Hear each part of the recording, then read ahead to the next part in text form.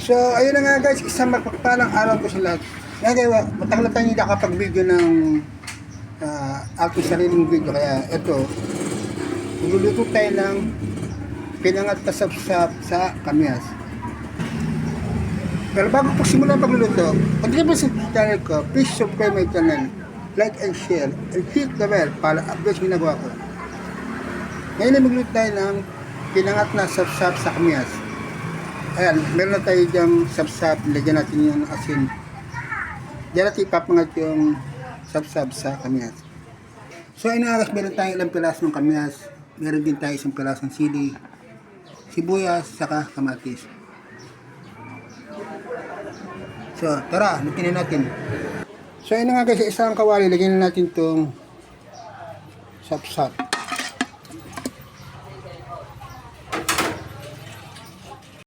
So, ayun nga guys, lagyan na natin itong sapsap na isda. Lagyan na natin siya ng sibuyas, kamatis, isang pirasong kamatis lang guys. Yan. Saka ilagyan na natin itong kamyas, isang siling verde. Lagyan din natin ng isang kutsarang mantika.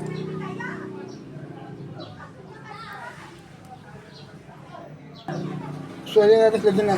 Pagka sa lagyan ng mantika, lagyan natin ng konting mga 2 kutsarang patis. Yan, 2 kutsarang patis. Lagyan natin ng konting tubig para konti lang siya.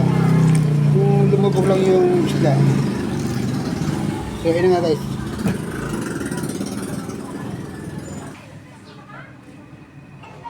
So, para may ihasang lasa, lagyan natin ng 1 kutsarang toyo. Yan. So, yun nga, takpan natin.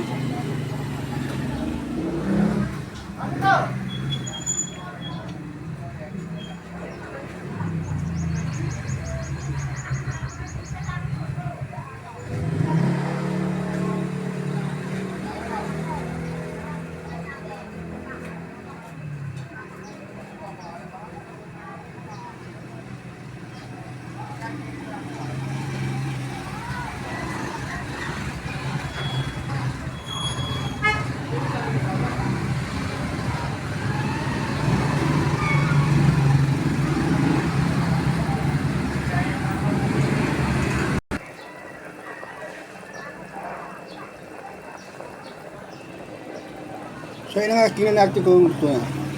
Yun, no?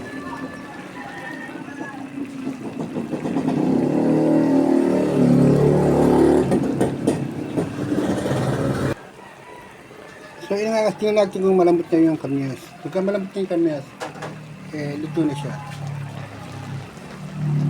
So, yun. So, yun nga, guys, luto na. Luto na ang ating pinangat na sapsap sa kamyas. Bye-bye. Good vibes only and God bless us all. Peace out. Thank you for watching guys. See you on my next video people. Bye-bye.